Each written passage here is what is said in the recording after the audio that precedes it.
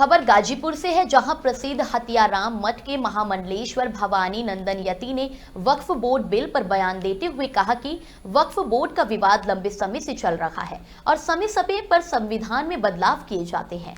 उन्होंने कहा कि अगर देश में समानता है तो वह समानता हर जगह लागू होनी चाहिए।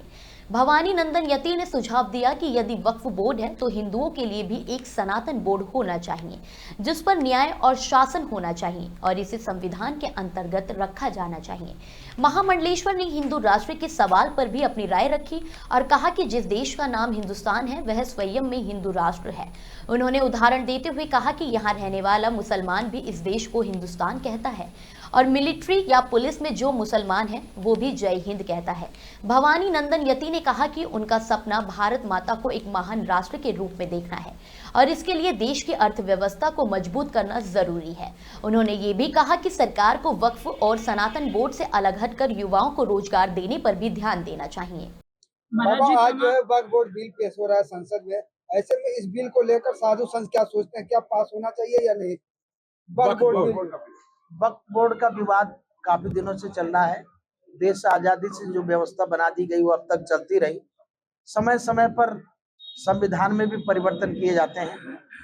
मैं वक्फ बोर्ड का विरोध तो नहीं करता, मगर एक बात जरूर करता हूँ, देश में समानता है तो समानता लागू होनी चाहिए। अगर वक्फ बोर्ड है तो फिर हिंदुओं का भी कोई बोर्ड बनना चाहिए, सनातन बोर्ड होना चाहिए, सनातन बोर्ड होना चाहिए। और साथ ही साथ इन बोर्ड के ऊपर न्याय है चाहे शासन है, इसका भी यह अधिग्रहण करके उसे रखना चाहिए। व्यक्तिगत रूप से इतनी बड़ी बड़ी संपत्तियों का अधिकार करके फिर आजादी दिखाई नहीं देती, संविधान दिखाई नहीं देता।